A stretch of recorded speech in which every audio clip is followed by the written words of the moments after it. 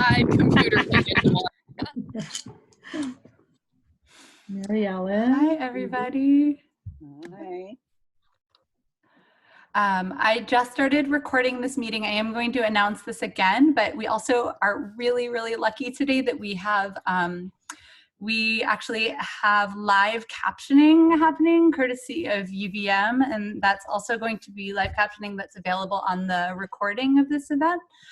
So I will make that announcement again, but if anybody would benefit from live captioning for any reason, you can look in the chat box and there should be a link from Norma for the live captioning.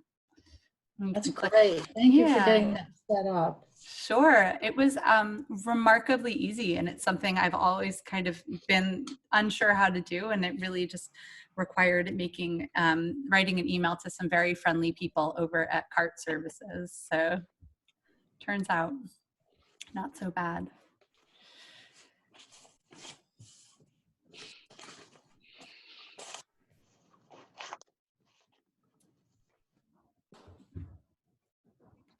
Hi, Tracy, and Mary Ellen, and Tammy, and Tracy.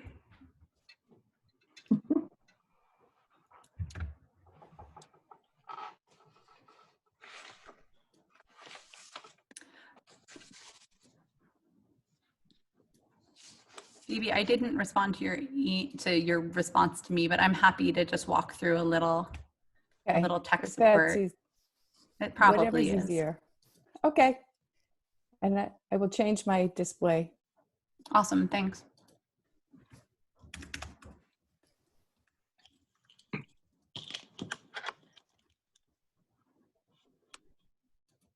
Marie Christine. Hi. Oh my goodness. Whoa. Wow. Hi. I'm not sure who just said that. I don't know.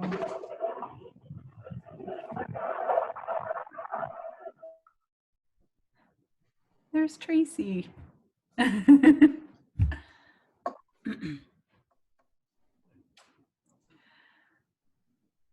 Marie Christine. Oh, there she is. Yeah, no audio yet. Oh my goodness. Is she in her car too? Yeah, she is. Oh, What a good turnout again. I feel like there's been a good turnout for all of these group calls. It's true. It has all of the excitement of Train and Talk, which is really sweet and wonderful.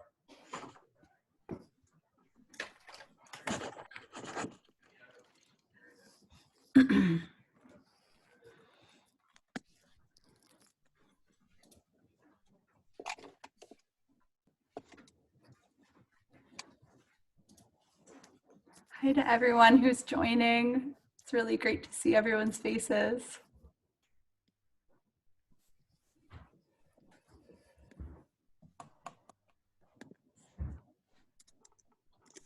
I think I'm going to wait just another couple of minutes. Definitely want to wait on Pam because she's our note taker. And there's Pam. We need to wait on Heather and Sandra so that we can start the session. Hi, everybody. Nice to see so many people here. Isn't it? yes.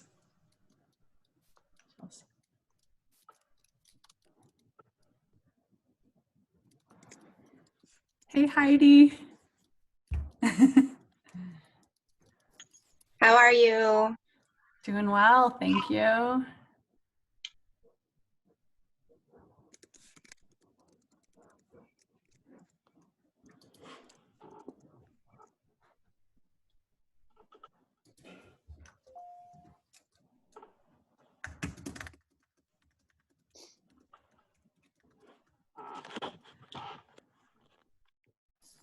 Okay, I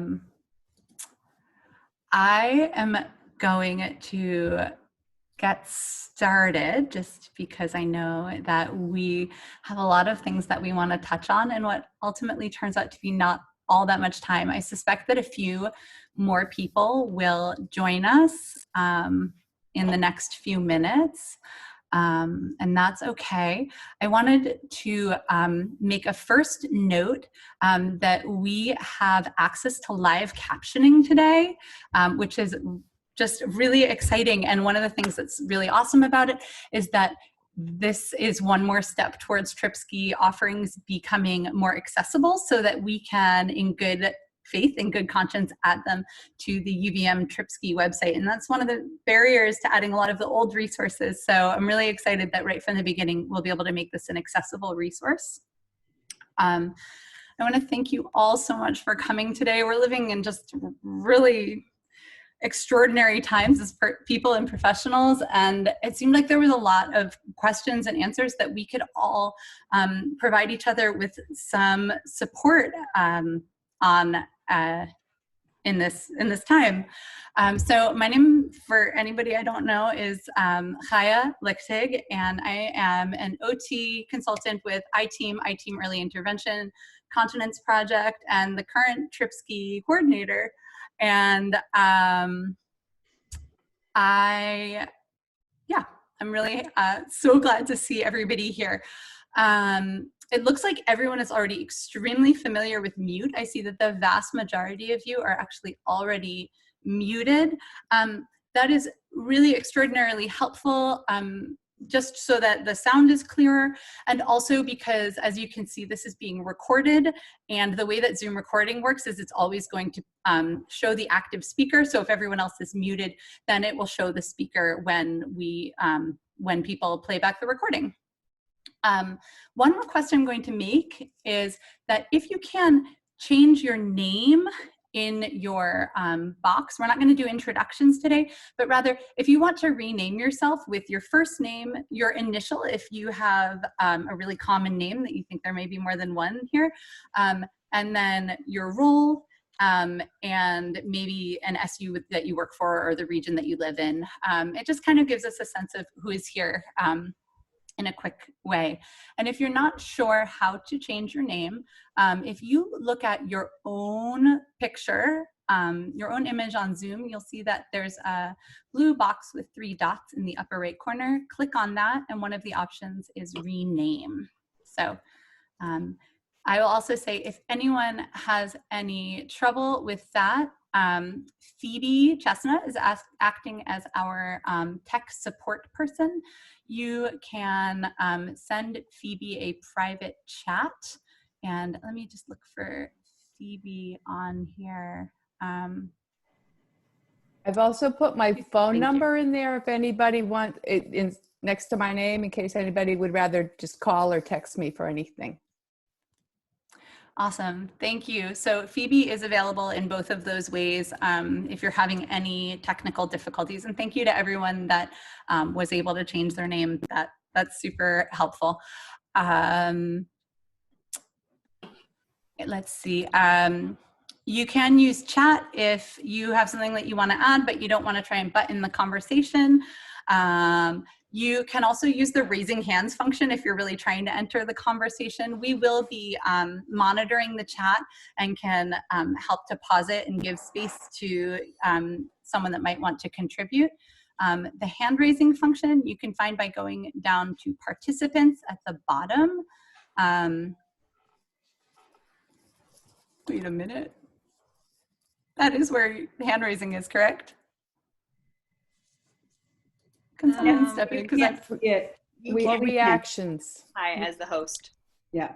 What's that? You can't raise your hand as the host. Oh, that might explain why I don't see it on my own, but other people see their hand raising. Thank you. Okay. One other thing is that as we go along, if someone has a resource that they want to share, if your resource is a link, please add it in the chat box, preferably with a very brief description about what the link is, what it links to. If you have a resource that you want to share and that resource is a document, it's a file, the best way to share that is to email it to Tamara. And Tamara, could you please just write your email address into the chat box? Thank you. Awesome. Apropos of the certificate of attendance, I had a lot of people asking. At the end of the event, one of the last things that we'll do is if you would like a certificate of attendance, please, we'll ask you to write your name and your email address into the chat box, and we'll make sure that you're connected with that certificate. All notes, resources, and recordings will eventually be housed on the TRIPSY page of the UVM website. And again, this will be recorded, so it's extra important to mute when you're not speaking so that we know that the picture will show the active speaker in real time. Without further ado, thank you so much for coming. Our first session today is on the topic of transition to adult services. And our three facilitators are Tammy Willey, who's a family resources consultant for the I-Team and I-Team Early Intervention Project, Helene Gallagher, who is the regional education consultant for the Northeast part of the state, and Deb Sharp, who is currently Continence Project Coordinator, OT Consultant Extraordinaire, and we're so happy to have all three of you. Thanks so much. Okay, thanks, Haya, and thanks everybody for coming to join this meeting today. The topic of transition to adult services or community services came up because we had a few teams that were in the process of having their students graduate and move into adult services, and then this happened. So we're seeing teams just wondering how we do this remotely and what resources are available for these students, young adults that are that we're planning on being out in the community at this time. So what we did was, and we'd like to just start by sharing a few resources and just talking about AOE's position on all of this and what their supports are and what their recommendations are, and share a few resources, and then move to what are other folks doing around the state and share some of your stories and your challenges, and also any solutions or creative ideas that you've come up with to help out other providers that are in the same situation. So, the first document that I'd like to refer people to, and all these documents and resources will be posted on the I-Team resources website. So the first one is was put out by the Vermont Agency of Education, and it's titled Implementing Transition Services During Remote Learning. And there's a lot of good information in there. They talk about, if you haven't gotten to this point with your student, utilize some of the online transition assessments. So if you haven't done that yet, that's a good place to start, and kind of move then into utilizing some of the online career exploration websites. And again, all these, we'll go through a bunch of these to share with you. And some of those career exploration websites really can suggest some meaningful kind of assignments that tie into the goals, the transition goals in the student's IEP. So you might find those really helpful. On that document will also outline a bunch of transition assessments that we're not, we won't review today, but there are a number of online assessments that are available and on that document that you can use to get started. So, excuse me, Haya, are we able to share our screen, or may I? I don't seem to have access to that now, and it's okay if I can't, but if I can, I thought I would put that document up for a minute. Oh, I absolutely will give you that permission. I will enable that. Thank you. Yeah. Sorry to interrupt, Deb. Nope, and it might take me a moment, actually. Hold on a second. Okay, so we wanted to draw your attention to one of the items that actually Yes. Mary, And is it able to work? pardon? No, it's still saying that I can't share screen. We That's do. okay. Eileen, I just made you a The form co-host would not let for the me moment. check that, Okay, here we Yeah, go. I just made you a co-host, and that should but Ted knows that. should fix that Okay. problem. Got it. Thank you. Okay, hopefully, there we go. Yes, you just make. Okay. Okay. So, not to make people dizzy, but that's the top of the document from the AOE, Implementing Transition Services During Remote Learning. And here are some assessments that are listed, and all of these, as you can see, are links, career exploration activities. But what I wanted to draw your attention to for a moment was these items here, and in particular, one that Mary Ellen Seaver-Reed had pointed out that could be particularly pertinent right now, which is this item 12. Independent living transition services may not be able to be offered at this time because of COVID school closures. Special educators should document what services is not possible to implement at this time to be considered later, possibly for compensatory services.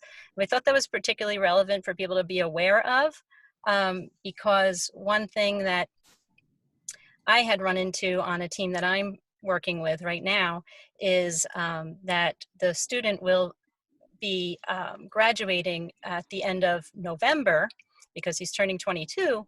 And our worry was now with the school being closed and community not being available to our students necessarily, we were wondering how were we going to help this young man prepare for his transition.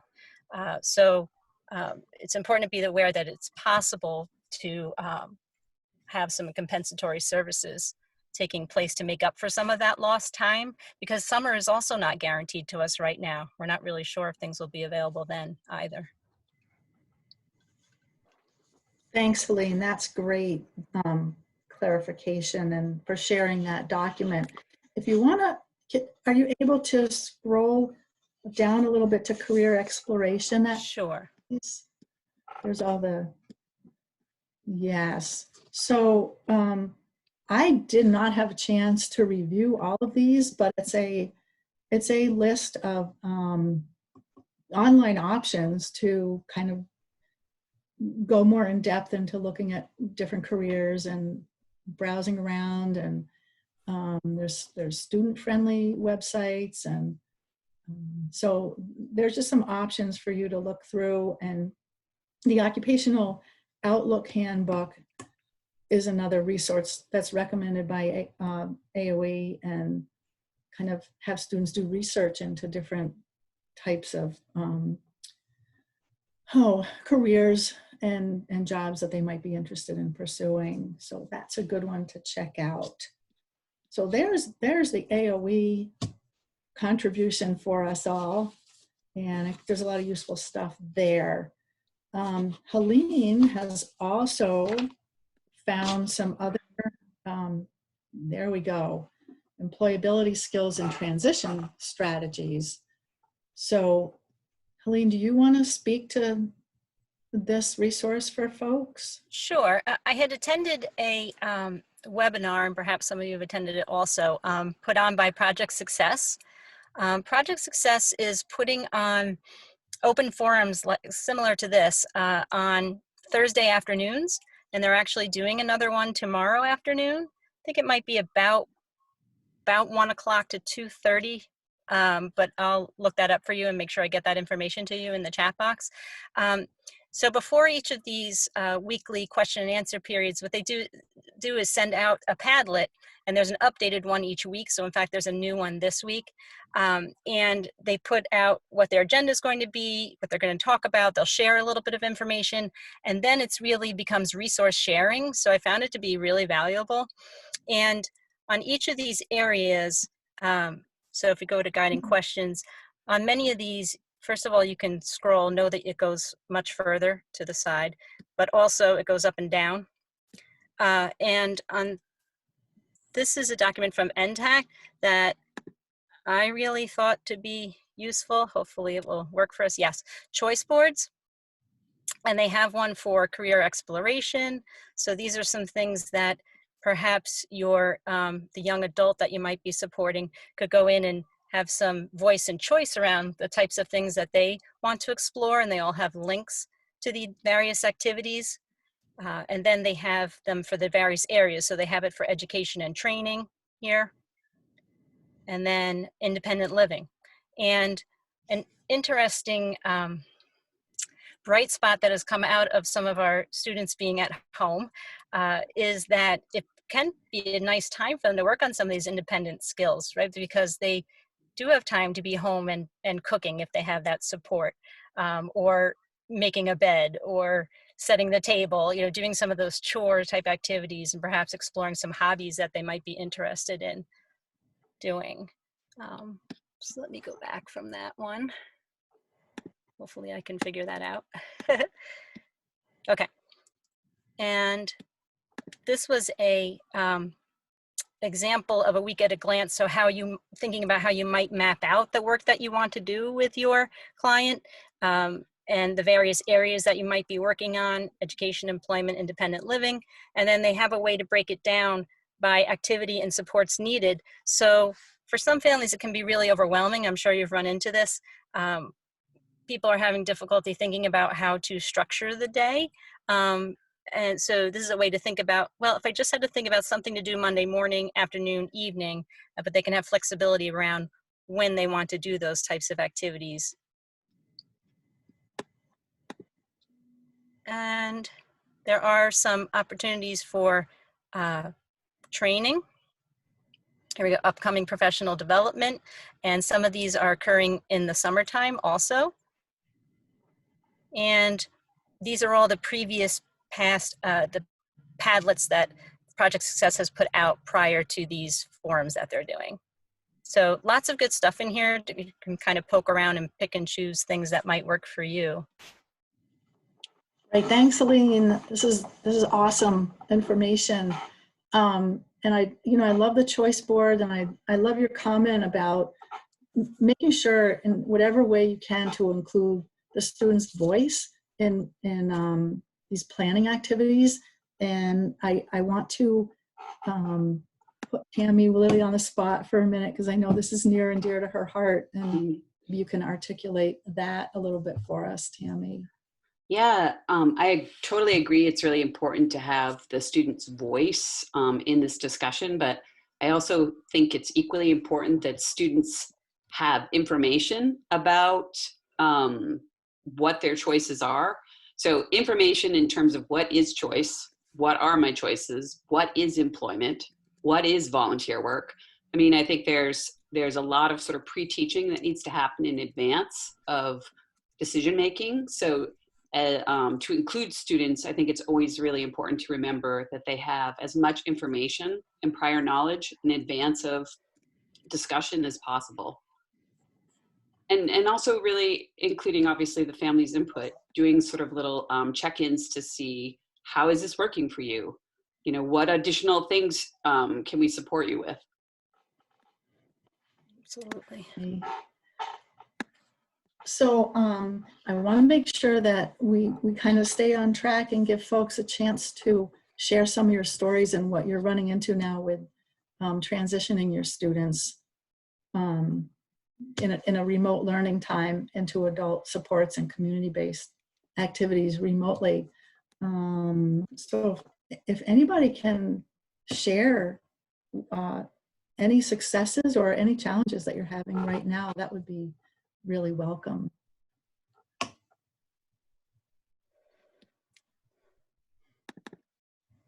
So I think kind of like what Helene was saying, it's a great opportunity to have the students working on like life skills in the context that they would actually be doing it, which is great.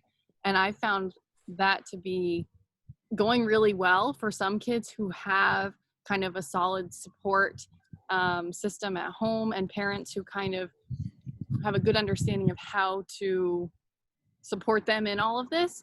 I think one of the challenges is in the situations where you don't quite have as solid of a support system at home. It's kind of like, how do you do it? You know, kind of figuring out how to reach them and support them in a way that is helpful and kind of doable for the family, if that makes sense. Mm-hmm. Yeah.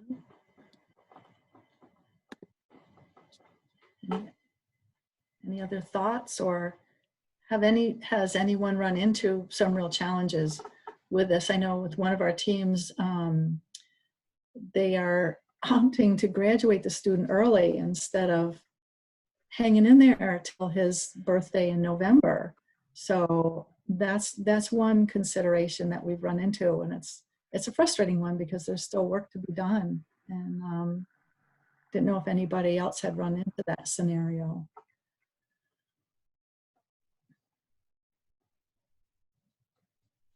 And that's good if you haven't. Yeah.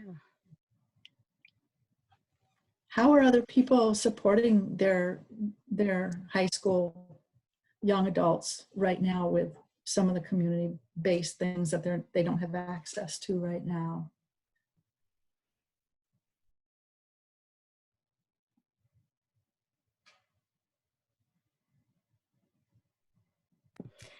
Is anybody working with Voc Rehab closely, or are you having, hopefully you're still having your team meetings on a semi-regular basis and Voc Rehab is involved for some of these students? Can somebody speak to how that might be working?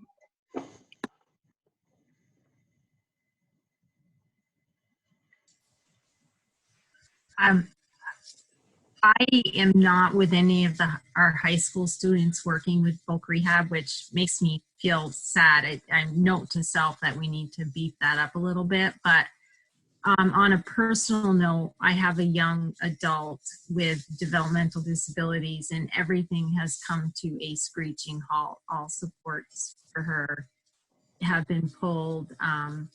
Job coaching, things like that to support her in the work field. So she's not working and probably won't be until everything is lifted. And it's challenging. It's really hard to fill time productively. So it's interesting to see your schedule, because her sister said, Alex, you need a schedule. And they implemented choices, and she can decide when she doesn't, but she has to check off all the boxes by the end of the day. And it is really challenging for these young adults, and even job shadowing and how you learn about what your choices are. All of that is so diminished right now.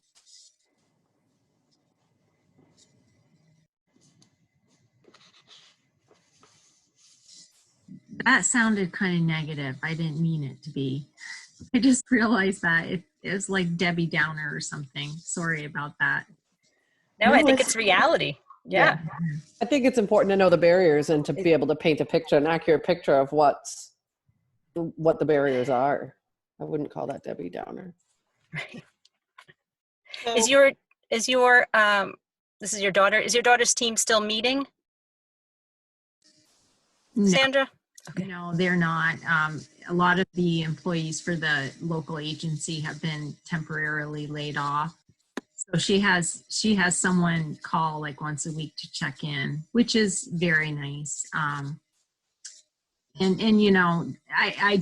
feel badly for the families where anxiety is way high, and the parents have the wherewithal to help support their young adults. It's got to be super challenging. I don't work with children in high school either. I work with younger children, but I similarly have my own son with a disability. And things have come to us. I mean, he was in Special Olympics. He was supposed to go to dance competition. He had all of this stuff going on, and everything got canceled. Boom, Monday night bowling. And his worker is no longer working with him and taking him out into the community, and his job is no longer open. So I get what you're dealing with. Part of what we've done is his worker, instead of coming to the house and working with him, they FaceTime. So they go through his daily schedule and check off things, and she'll check in with him from time to time to see how he's doing. And, she's really his cheerleader, so that I don't have to be on his back all the time, making our life situation even more stressful than it is right now. And he also has become my assistant. So while I'm down here in my basement of doom. If I have laminating to be done or things to be cut out for me or anything, he comes and he sits at the desk next to me and he's doing all these little odds and ends jobs for me, just to kind of give him some self-worth, because I think that's what's really lacking in a lot of our kiddos' lives right now. They don't have their sports, they don't have their friends, they don't have anything that makes them feel like they want to get up and out of bed in the morning. So on a personal level, that's what I'm doing for my own family, just trying to give them jobs and make them feel like, you know, you are needed and you are appreciated, and that's all. It seems to be working for him. I don't know that it would work for everybody else, but you know, there's kind of a little bit of the life skill in there, and having to follow a process of doing whatever task it is that I give him to do. So hopefully other people are finding those kind of things to do with their kiddos at home. I know it's hard with people working and raising families and everything. I love that idea so much, Kim. This is Pam. I love it. I think that's just a great idea, and it helps you too. And it, you know, that sense of accomplishment for both of you is great. Yeah, he enjoys it, so it makes everybody's life easier, right? When everybody's happy. I also have a daughter who's 31 at this point, who unfortunately is not able to work at this point, who also has special needs. And I initially wanted to put a little more structure to her day and to write out a schedule. And she's within earshot right now. I'm sure she's around. She wasn't very thrilled about that. And what she did is she came up with her own. And I didn't realize that till 2 weeks in. And she had it up in her room and she's been checking off everything. And I said, "No, Colleen, do you really need relaxing on there?" She goes, "Yes, because it makes me feel good to check it off." So I was pretty impressed. And the other thing that's been helping her tremendously is setting up, and she's been doing it, but setting up a lot of Zoom calls with friends and family. And family will give her the time to talk. And she's been Zooming with cousins and that type of thing. So she just got off 30 minutes with her personal trainer, who is now Zooming with her. So anything to add a little bit of structure to the day and to have contact with people other than her family has been extremely helpful. So. Yeah, I think, Margaret, you just brought up so many really good points. So one of them is building a routine. That's so helpful to all of us. I know I need my routine. It's really helping me through this school closure period. Also, the visual supports. It's interesting that she made her own visual supports, but you know, making it known to the student, you know, what is your routine? And again, adding that piece of choice. So it may be, you know, exercise time, but you can have your choice about what that could look like, right? Do you want to go for a walk? Do you want to, you know, do a dance video? That type of thing. All of that is really important. So thanks for sharing that. And also the piece about remaining social, having those social opportunities and continuing to work on our communication skills is always so important. So with the student that I had mentioned, I'm actually emailing with him using my Proloquo Go on my device, and then he's using his device to email back and forth. So that's a good time to work on literacy and the social skills. And that's been really fun.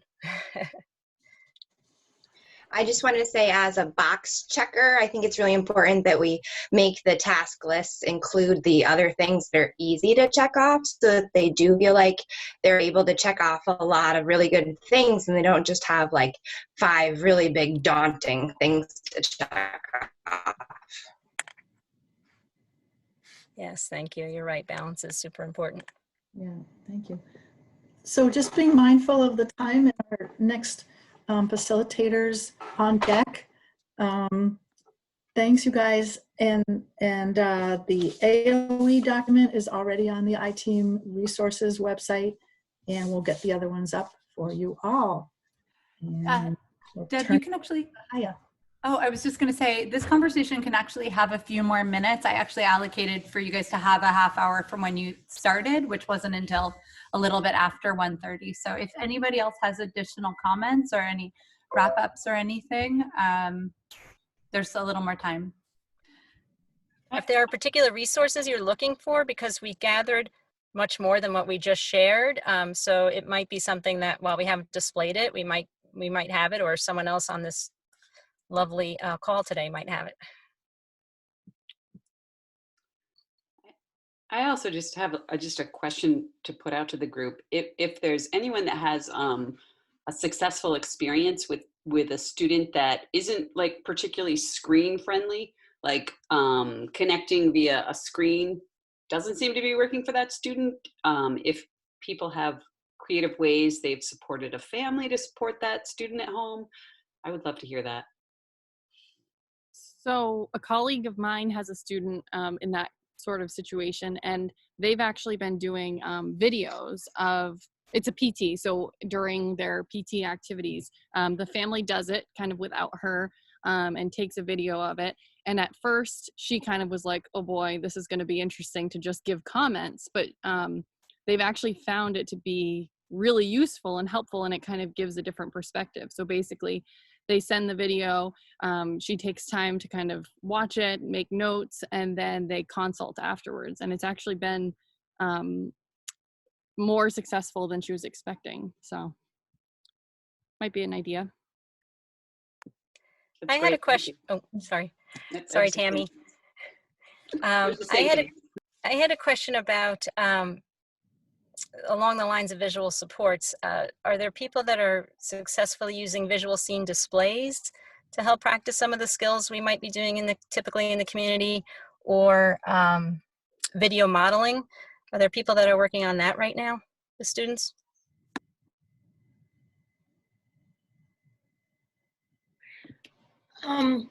I know, so I involved Tristan in making a few videos for a couple of kiddos that I work with and sending them. Luckily, he loves to be the star, so it worked out nicely.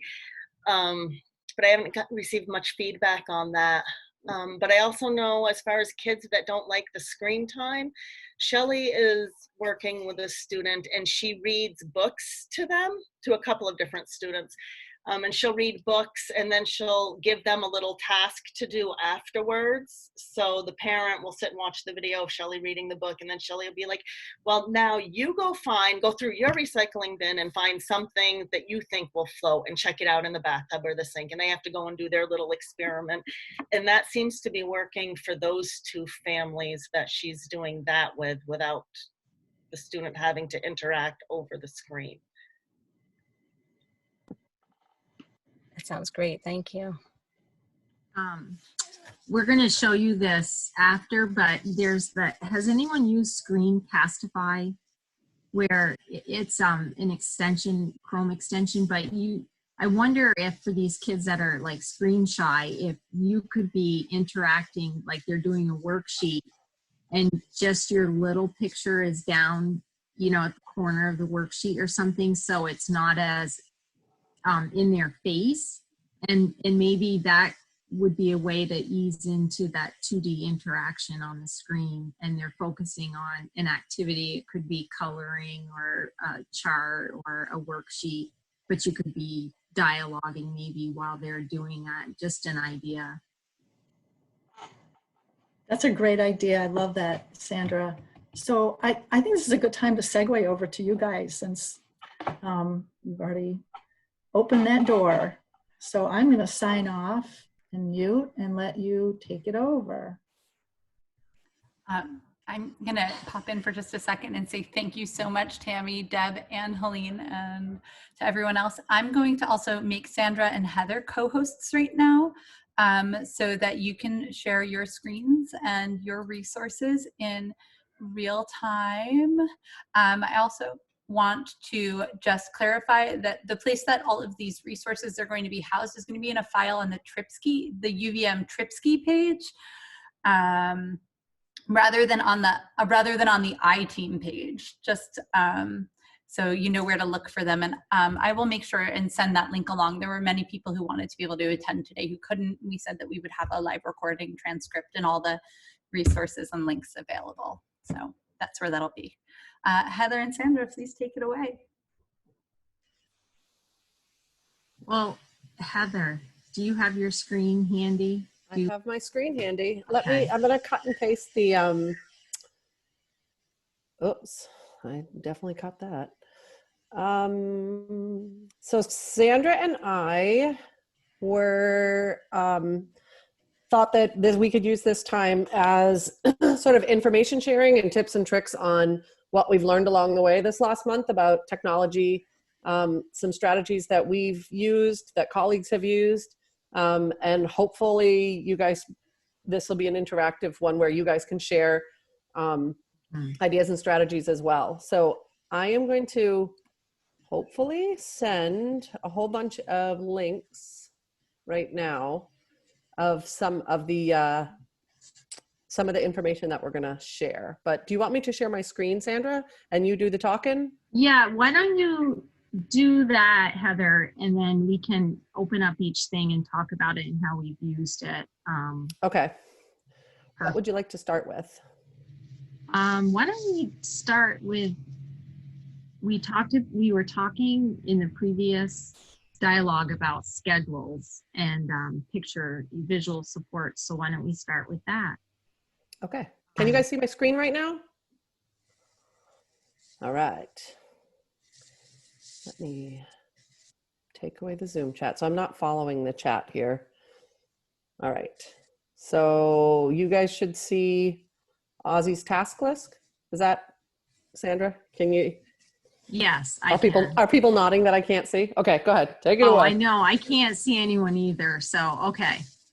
Well, so this could work. This is for a second grader, but this could work for any age level. This was through a Google Classroom, and the student was getting, just the written task list each day and was frustrated. So we added the visual picture support of him doing what he's supposed to be doing, his clipboard work or the iReady stuff. And I think it's been helpful. He's more independent, at least knows what the expectation is, getting through the checklist. But so that's with a Google Classroom, but super easy to add pictures. And I know I can't see anybody, but you're all probably like, yeah, we do this all the time. Similar to like visual schedules, the visual schedule planner or ChoiceWorks. I'm sure we've all been changing those quite a bit to help support all age levels at home. What's the next thing, Heather? Well, let's see does anybody have any questions about this? So this was done with Google Forms. So it's a form that we're finding teachers are using frequently in the Google Classrooms.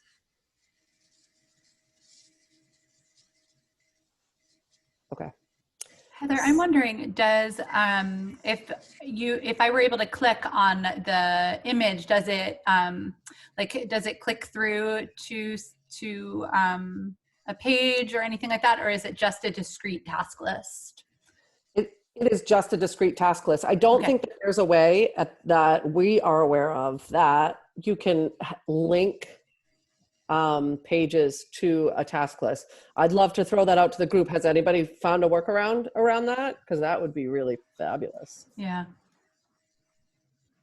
But this is what it looks like. Once you're done there, you click the tabs, it highlights them, and then goes through. We could take it a step further though, Heather, with Google Forms. If the teacher pre-planned ahead and did the Screencastify with it, the teacher could do a video walking the student through all the task expectations and then send that to the student. Yes, that's a great suggestion. So you want me to, I pulled up your Screencastify. Okay, Sandra. so don't this judge. Is another. Don't judge me on this. It was my very first trial using it. So this is a Google extension. Is that right, Sandra? Correct, and it's okay.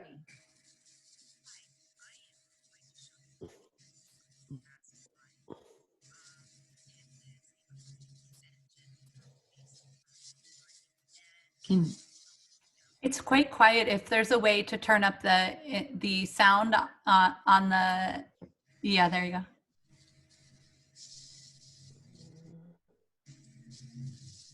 Thank you. That's my Wi-Fi. Hang on. I'll keep playing here.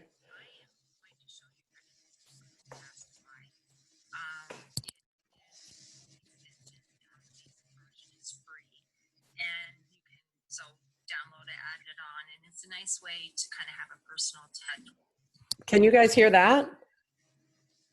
It's pretty quiet, but it got louder after the first moment. I think as Sandra came closer to her device. Via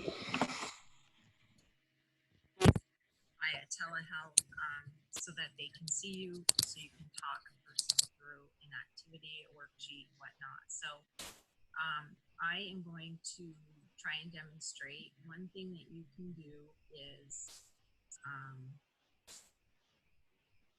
there are different tools. I'm just going to talk over this. So basically, there are different tools with Castify. You can use your highlighters. So say you're working on a worksheet, or you're using like a rating scale of exertion or whatnot, you can use this highlighter tool. There's a pencil, so you can draw. So this is something, you know, again, that you're engaging with the student at the same time. As far, you can, this picture, my picture, I can take it away or I can add it back. I can make it bigger or smaller or move it to the side. So it's a nice tool, I think, for telehealth.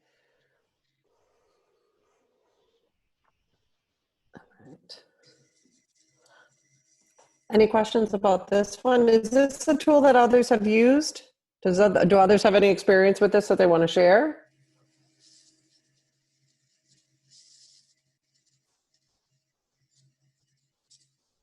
All right. Can you just repeat the name of the program? I was having trouble hearing and my internet was wonky for a Okay, minute. I'm gonna put it in the chat. Perfect, thank you. This sounds exactly perfect for my needs at the moment. So awesome, thanks. Screencastify, I highlighted it up here in the bar, but Sandra put it in the chat as well. All right. Are you doing that now, Sandra? Or should we do it after? Okay. I did it. All right. So again, it's a Chrome extension. It's free right now. You can pay for fancier tools that go with it, but I think the basic version's pretty good as is. Okay.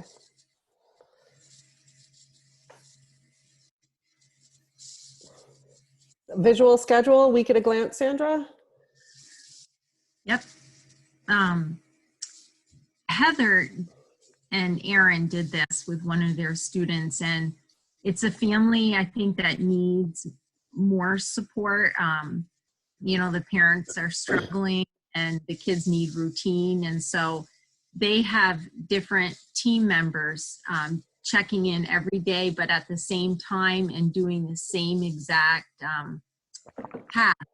So it's something that the student can rely on and expect. And Heather, how is that going for you guys? It really is going well. So this was a family that was really struggling and wasn't able to really access and complete many of the activities. Lots of the activities had to be significantly adapted for his needs.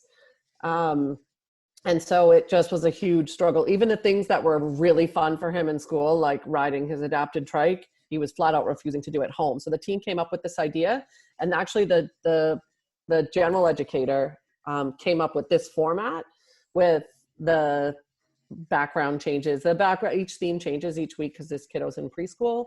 The idea of having the same start, a middle activity, the same goodbye, and then if the parents wanted to do something, there was an optional activity.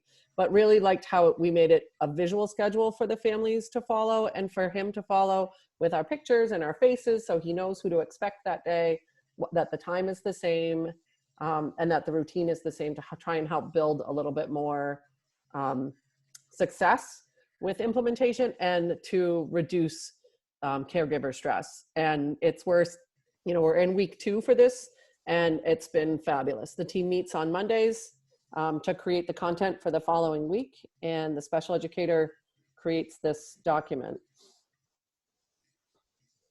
each week.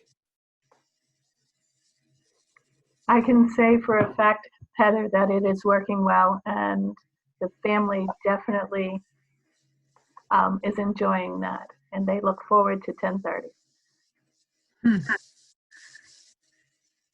And how is this being created? Like, what is the? So this, Was that through Sandra, Kami? Can you remember the name of it? Was it through Kami? Kami? No, this wasn't Kami. I have to take the screen off screen share for me to go. Oh, hold on. I can look on my phone. Talk amongst yourselves. I will get the information for it. It's a, the preschool teacher is really into, she's so tech savvy, and she creates beautiful visual schedules like this for all. Is it Canva? That's what I was thinking. Is it Canva? Okay. Say the name of it again. Canva, C-A-N-V-A. Yes, that's it. That's it. C-A-N-V-A. Camera put it. That's what I was wondering too. Okay. Yes. I'm always jealous of beautiful things like this. Me too. Yes. I'm happy that I only had to just show my picture and give an idea for an activity, and and get to be part of something that's so fun. And great idea too. I love the idea of that each person does the same structure to their activity, their time with the student. That's really helpful. Yeah. This is such a nice example of a collaborative approach to meeting a family's needs. And I'm so grateful for this team, because it really feels like we're doing right by this family, and everybody is, and we're not siloed in this process at all. Heather, that was go ahead, Haya. That was exactly my thought. Was I was looking at this and I was thinking, this is so beautifully collaborative, and it's such a wonderful less is more. You could easily create more of the same for a family that has more bandwidth, and you could easily also, shrink it down. But it's so nice. I mean, not only for students, but for their families, even sort of like the highest capacity families, to kind of know what to expect from day to day. And so I think this is a really wonderful model above and beyond the technology, but, also just the structure that it can help bring to a student and family's life. So it's great. And it's nice too when there's subtle changes. Like we each decided in advance like what our day was going to be. But like on this week, my day was going to be Thursday, but I co-visited with the speech therapist that day because we needed to check on positioning for a breath control program that he's working on. And so being able to switch around we all have that time blocked off of that 10:30 time, but being able to switch around makes it really easy for the family to understand expectations. And they get this on Sunday night, so they know that week-long expectation. So even though I'm not there on that Thursday or Friday, I'm coming on a Tuesday, it's so visual that it's easier for students to understand. And families, like you're sharing that, Heather. All right. So that's that guy. It looks like the next one, oh, hey, there's a Zoom. Didn't mean to do that. Were the distance consultation summaries that we've started? Yeah. So this was for a family that we see every 2 weeks. So we wanted I'm just looking for that one to remind them what mutual goals that we agreed upon. Like one was drinking from an open cup. And if you're wondering why we chose that cup, the canning jar, the bumps on the rim, I think, give the little girl more proprioceptive input. So it's the only cup she's actually drinking from well without spilling from her lips. But anyway, so they put this on the refrigerator, and it reminds the whole family, because there are grandparents and the parents. So it's like a lot of adults with this child. So we wanted something that everyone could see. And so this lives on the refrigerator until we meet again, and then we will do a new one for them. So it's like a little post-visit summary, again with visuals. And then we put on the second page. So that's the refrigerator page is the first page. Yeah, so that one is by itself. And then this is what our homework was, so that the parents knew what we would be doing and getting back to them about. And then we wanted to try and structure the next visit. So these were just some kind of leading questions, and the link we included for them so that we could resume. What are other people doing for their visits? How are you documenting, and are you using something similar for families?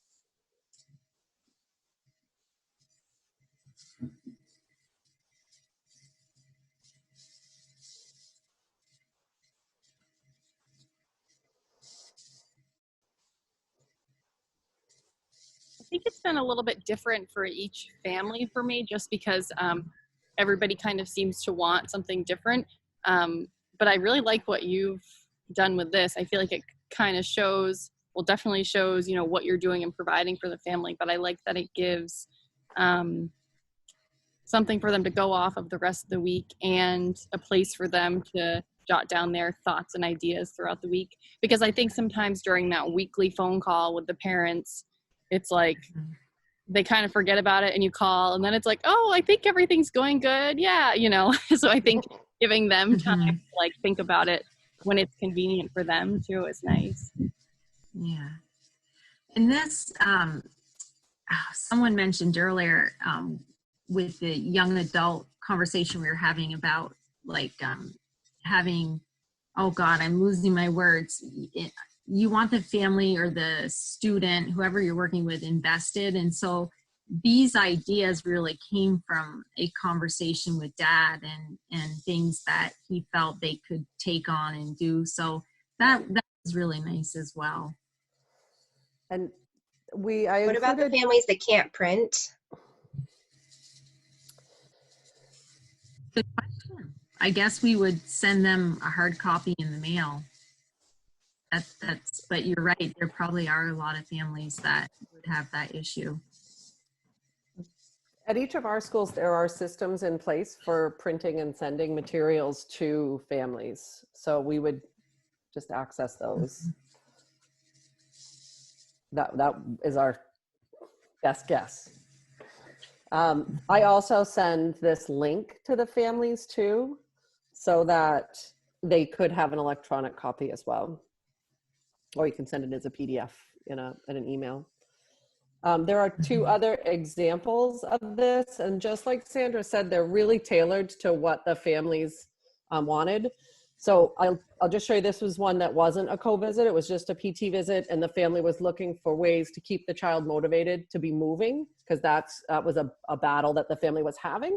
And this particular student is really into math and graphing.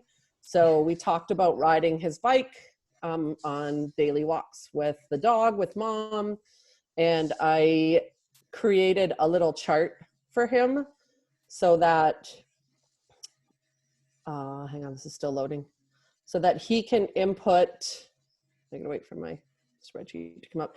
He can say, okay, I went for a walk for 20 minutes today, and it shows up as a graph, and each day that he walks with his mom, he'll see that show up on his graph. And that for this particular student is going to be wildly motivating. So I've linked that into his daily program, and that way, with these Google Docs, they'll show up here when the information comes in. I can kind of see it in real time as well, and send a quick email and give them props. This is for an elementary school student who is in early elementary school. So has the ability to read and can answer emails. So I can be able to have like a little bit more of a connection with the families. The family's biggest concern was staying motivated to move. And so I tried to think out of the box how I could use some technology to help take what his strengths are, which are in numbers and graphs and things like that, and pair that with his least preferred activity, which is movement.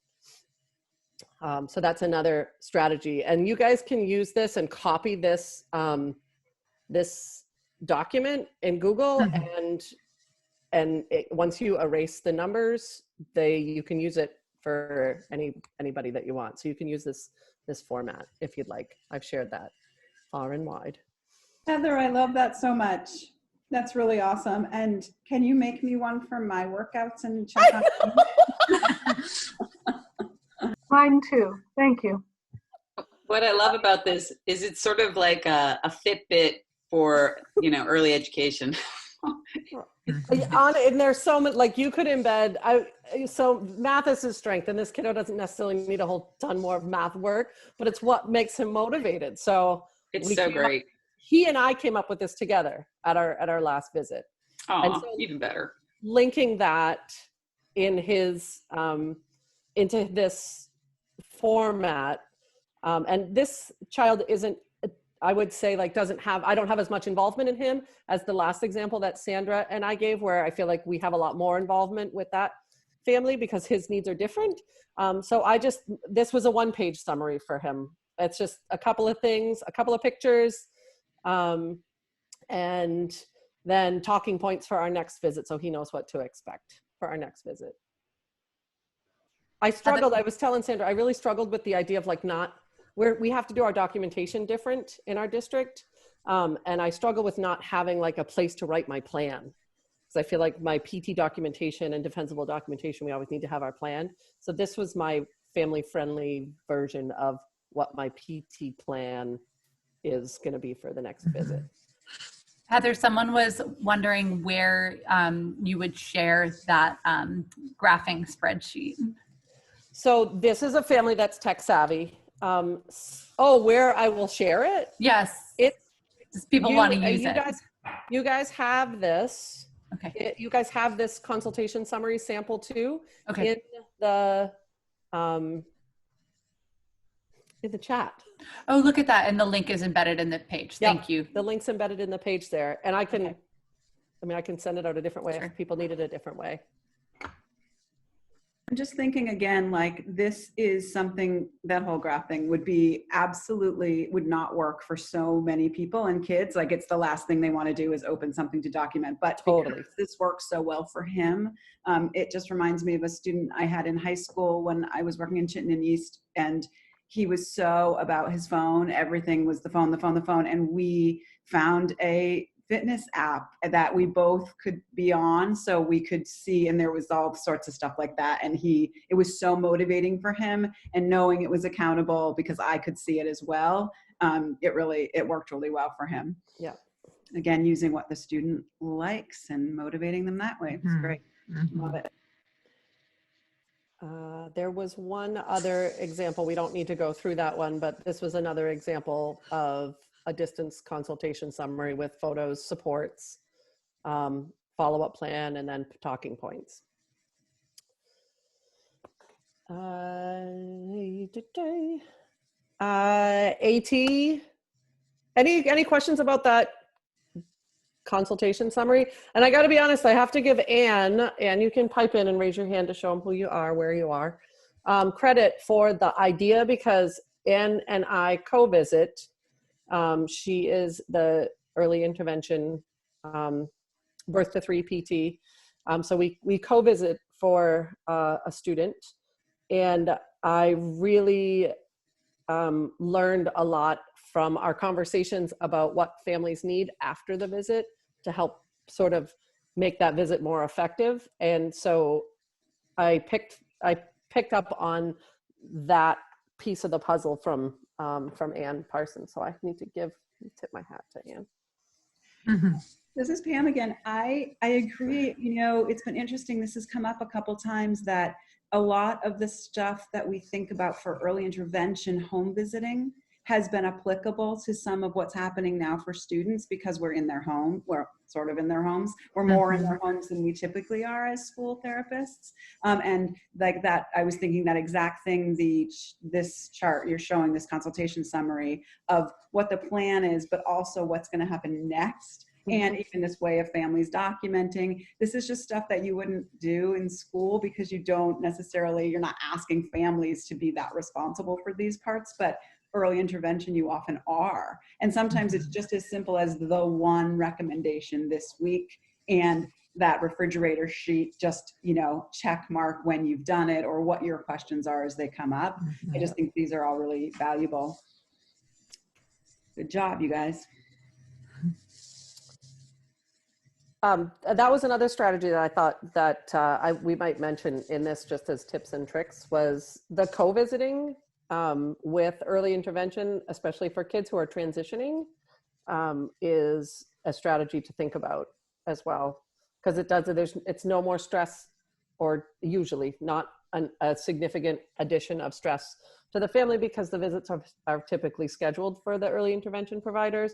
And if we're just going to hop on board to get to know this child before they transition, or if they're transitioning over the summer as part of their 90-day transition plan, to include some of the co-visits with them, I think is a great idea. It works really smoothly. It does. Heather and I have been doing it for a while, and the families get comfortable with two, and then you fade out into separate entities.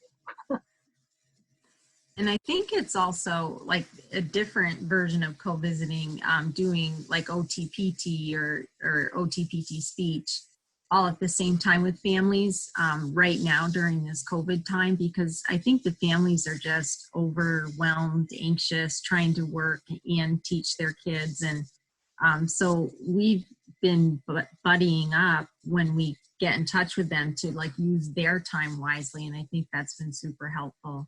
Yeah.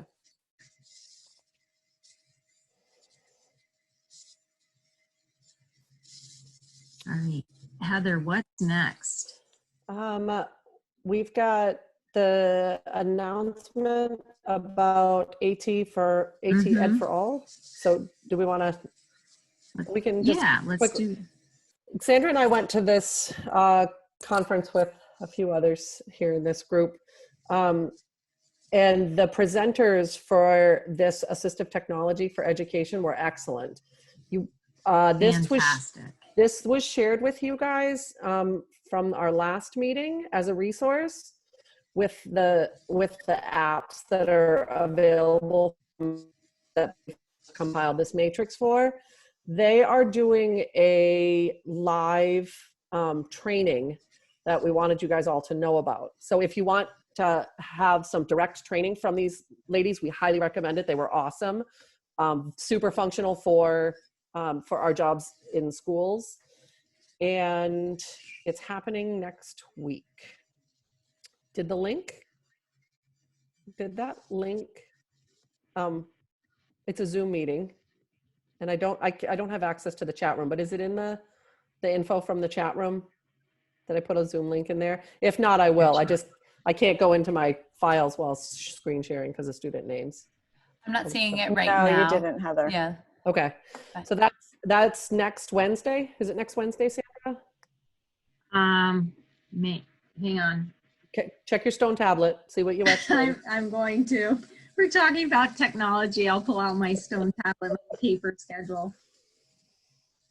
Everyone's supposed to laugh. Yeah, next Wednesday, 12 o'clock. Okay. Yeah, the 6th. According to my Stone tablet. I'll send that link out. I'll put it in the chat. Have people, are you guys aware of like how to help teachers and other people with like editing, sending a PDF so that it can be edited for families, like for kids where writing is difficult and you want to simplify it and digitize it? Are you guys doing that a lot, or do you know how to do it? So I don't, we're over time probably, but we'll include a link for a YouTube video that'll walk you through that, and it's with using Google Slides. And it's not hard to do. You insert text boxes for families. Awesome, thank you. And again, we have about 5 more minutes. I wanted to leave about 20 minutes at the end for an open conversation just about anything that's coming up for providers. But if people have other resources that you want to provide on the topic of technology and AT, how you're using technology, or questions and barriers you're coming up against that you'd love some brainstorming around, this is a time to ask.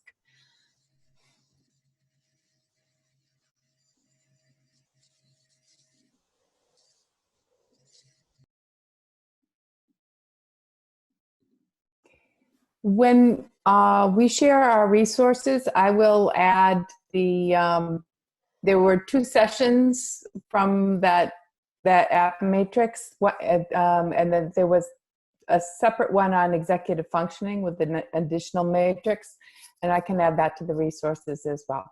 There's a lot of overlap, but there are some different ones that are in there that people might find it useful. Yeah, and then just pay attention to the columns that are checked, because some are iOS, and so you just have to kind of keep the 2 separate and know what device your families are using.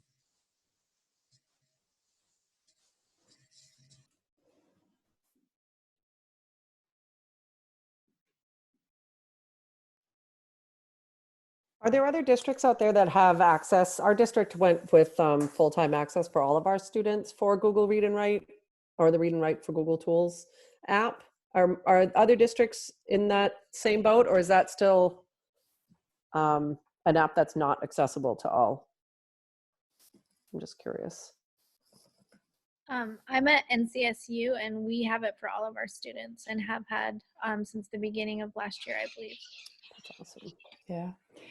ACSD has it for all students as well.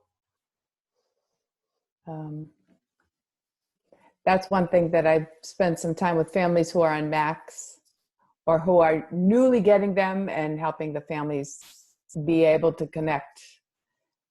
It's been tricky for a couple of people to understand extensions versus apps within that.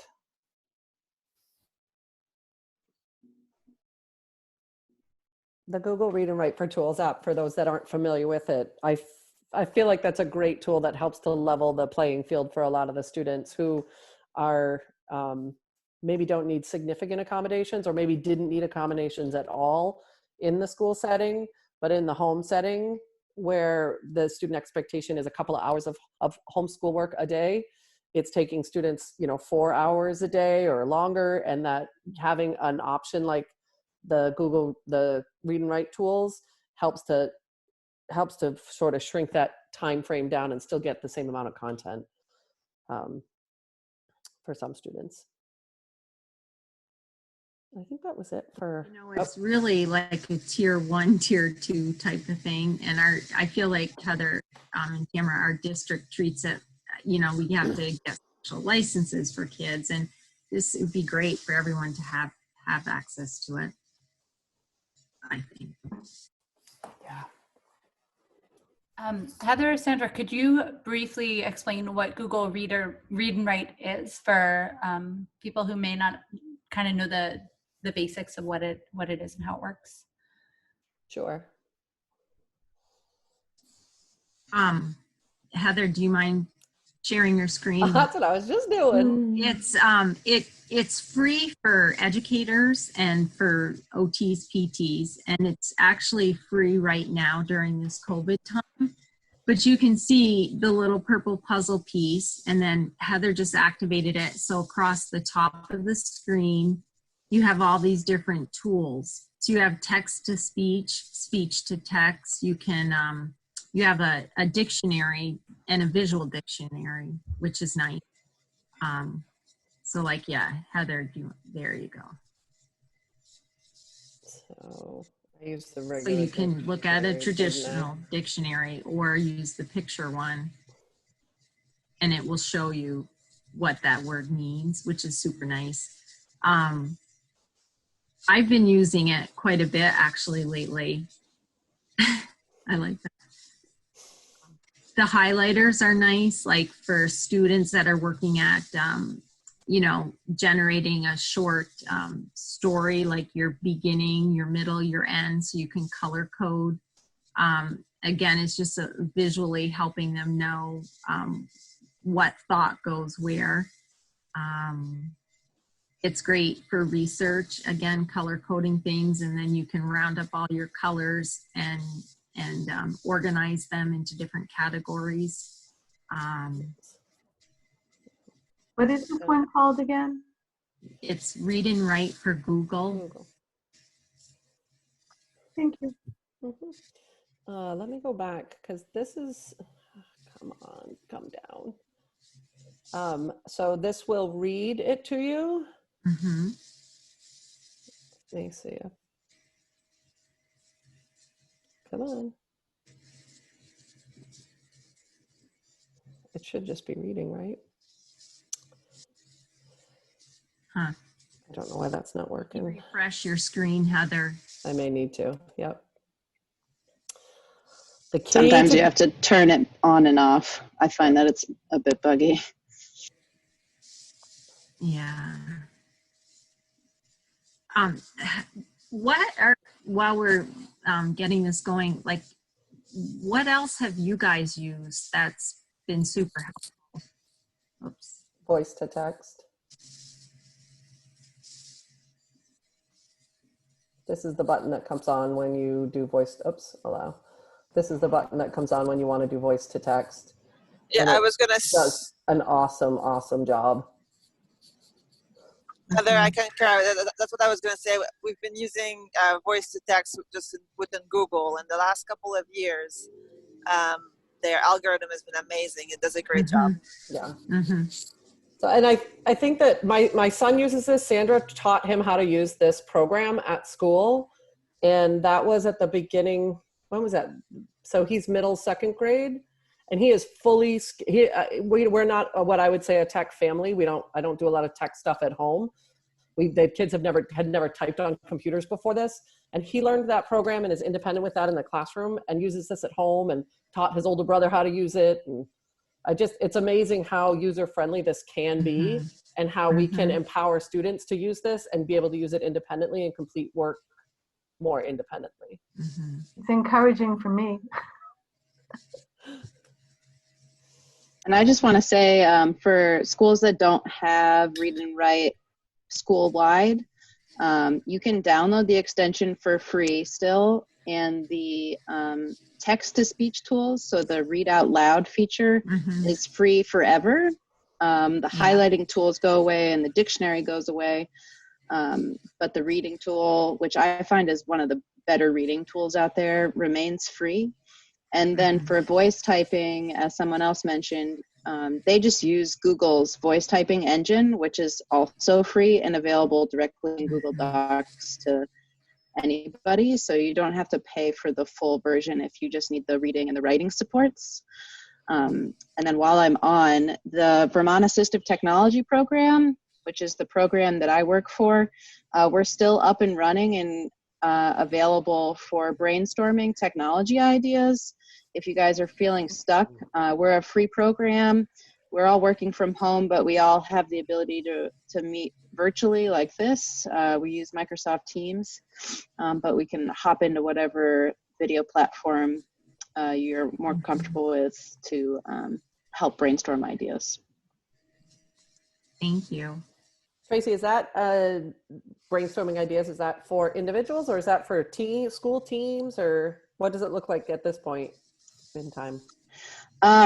We don't really have any restrictions around that. I've been helping teams and individual families. So it really just depends on who's involved and what the problem is that's trying to be solved.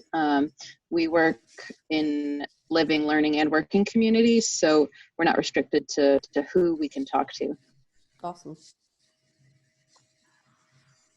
I'm going to step in and I'm going to say thank you so much to Heather and Sandra for being willing to come on in and share your awesome knowledge and resources.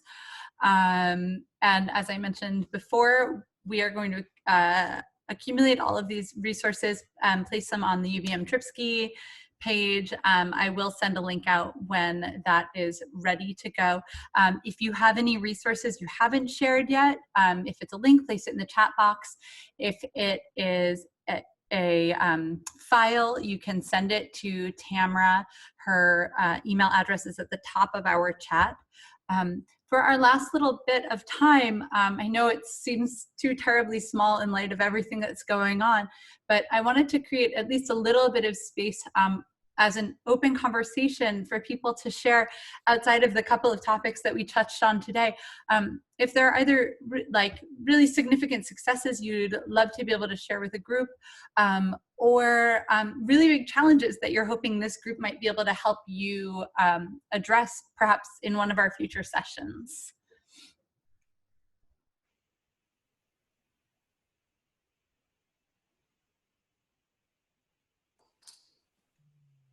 I kind of had a question.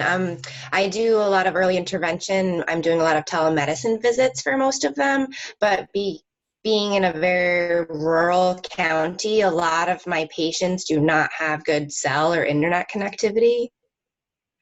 So I'm just wondering what else we can do to help support them.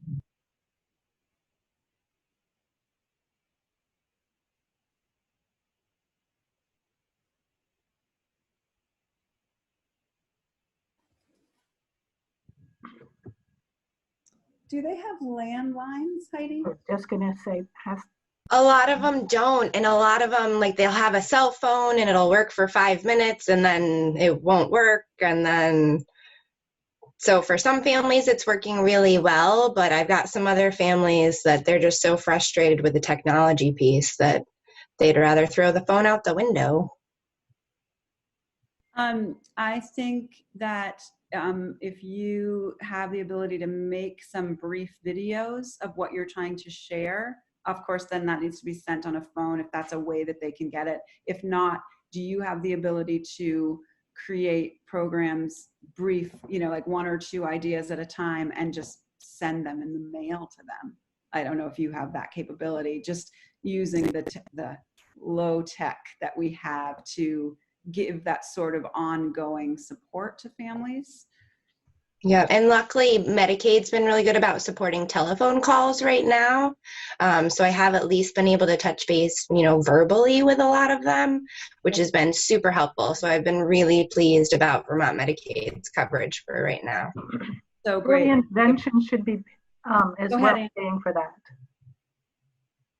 Sorry, Pam. Go ahead, Anne. Can you just repeat that? I was just going to say early intervention is also paying for telephone calls. Yep. Okay. Just wanted you to be aware of that. Yeah.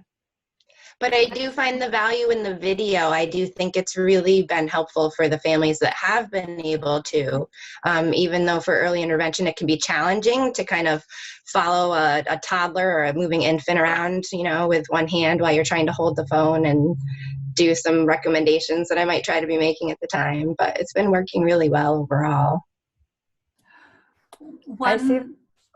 Excuse me.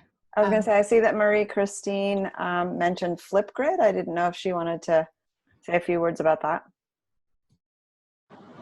It's another resource. Hi guys. It's not meant to be used in the same way as, well, it's meant to be used in the same way as some of what Heather was sharing earlier on. It's actually intended for teachers, and so you can create an account. If you have an EDU account, I think even like all of the school email accounts should work, and it's free. And so then you create boards and by topic, and then the students would be able to, and the families would be able to record videos up to 5 minutes as long as they install the app, and so then it becomes free for them.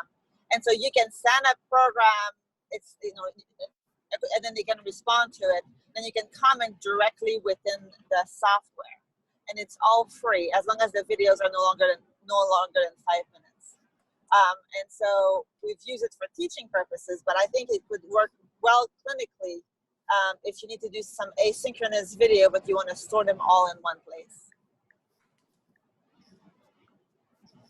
Marie Christine, do you know about HIPAA or FERPA compliance with that? It's got to be FERPA compliant because we have access to it through the university. I do not know about HIPAA compliance. Okay. Unfortunately, I haven't had to worry about it, so I haven't paid attention. I know that there's been a lot of HIPAA guidance that have come out, but I haven't paid full attention to it. Thanks. That sounds like a really great resource. And I found that even just speaking from my own experience as a parent, when there's a continuous thread of conversation on a topic versus just emails going back and forth, I've found that to be a much clearer way to communicate about things that are going on with my own child.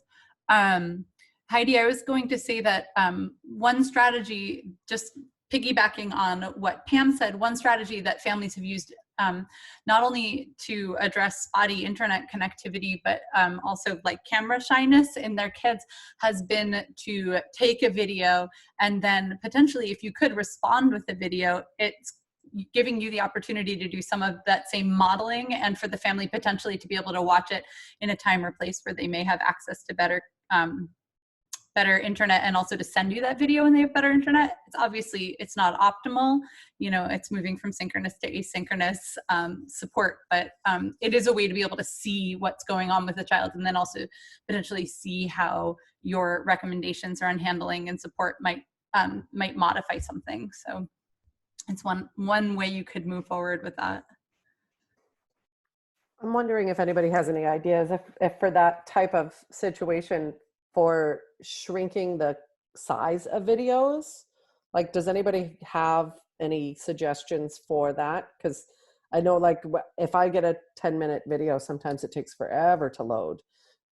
So I mean, I kind of wish like I could just get it a smaller version so that it would load faster, even though the quality might not be as great.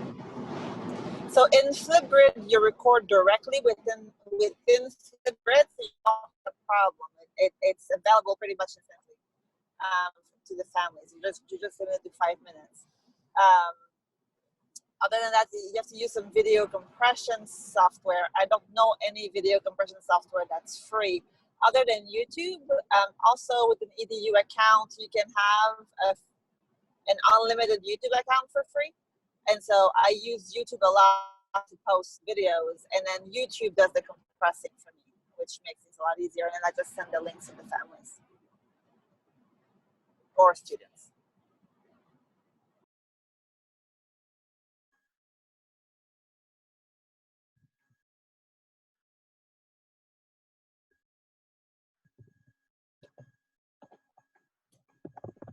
Heather, do you think it would work better if the video was housed remotely versus having to upload and download it? That's one thing I'm wondering about, and I'm not sure what the right platform would be.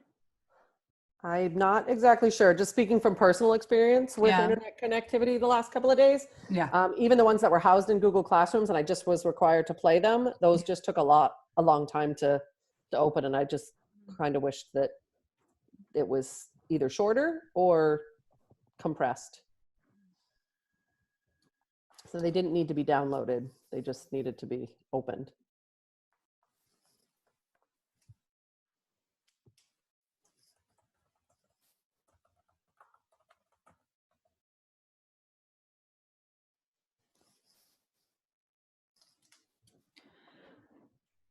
Great. Well, does anybody else have any either thoughts on that topic or any additional last thoughts that you want to bring to the group for the day?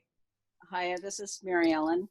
I just wanted to mention that in listening to one of the governor's press releases, someone from the Department of Public Service was talking about the connectivity issues, and that they really wanted to hear from people specifically where they are and what their connectivity issues are, because unless they know where the pockets are, they can't help. And they have some new initiatives during this time. So I wondered if, I think it was it Heidi in Middlebury who was talking about the connectivity problems with families.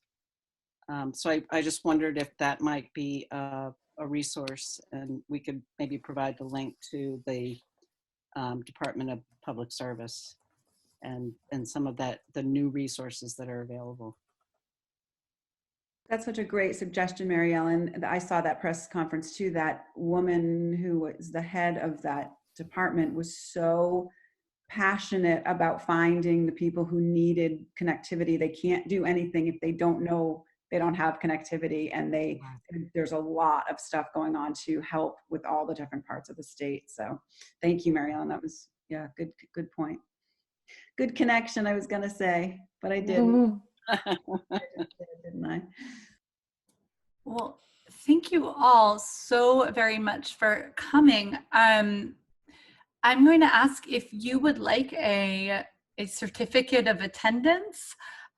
Please put your name and your email address in the box below. Additionally, if you have a topic that you are really, that's a really like either something you're working a lot with right now, or something that's really interesting to you or really confounding you at this time, I would really encourage you to bring that to me as the coordinator, and potentially to participate in co-facilitating it. We're trying to make it as easy and smooth as possible. We are supporting all of your resource consolidation and all the logistics around it. And we hope for it to be really low pressure. We are going to have 2 more of these events 2 weeks from today on May 13th, and then again on May 27th. And we hope to have, you know, as much really active, vibrant participation as possible. This has been really a wonderful event, and I want to thank everybody for your time and energy in support of all of the children and youth that we care so much about. So thank you very much. Thanks, Haya.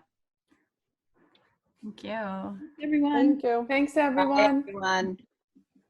Thanks for the great information. Thank you, everyone, for coming. Yeah. Thanks, Haya. Thank you.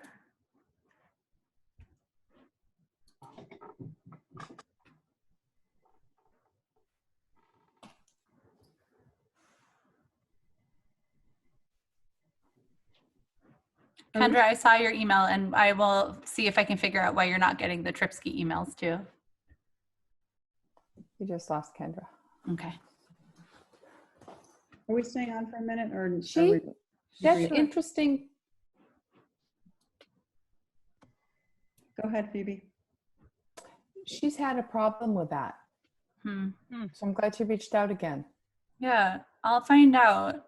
I'll make a note to myself to make sure that happens. Kara, did you call to me as I disconnected? Oh, it's hey, Kendra. Kendra, I was just saying that I saw your message that you're having trouble getting the Tripsky messages. Can you just tell me which email address you'd want it to go to? And I can, I'll reach out to Lisa, who manages the listserv, and just make sure that you've got the right email address and everything on file. I wonder if there's if you have some kind of, I don't know, some kind of firewall or something. Yeah, I was getting them before, and now I'm not getting them anymore again. So I'm not sure what's happening, but it's the same one that I sent to you for the certificate. Did you Okay. get that? So Yeah, that- I'm that sure. same I'm sure we address, have it. please. Yeah. All right. Well, Okay, we'll look into it. Thanks, Kendra. Great, thank you. Bye, All right. Kendra. Bye. Bye. And our last guest is Norma, who is our valiant transcriber. And Norma, thank you so much for being a part of it. I think we're going to do a little debrief as a group.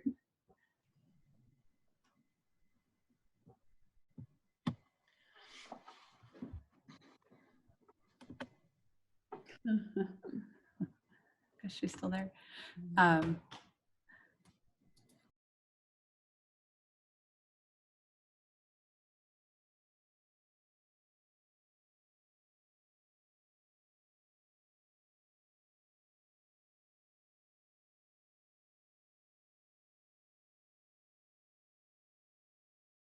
The University of Vermont Center on Disability and Community Inclusion. We support, we teach, we study, we share, we connect. Find out more at go.uvm.edu/cdci.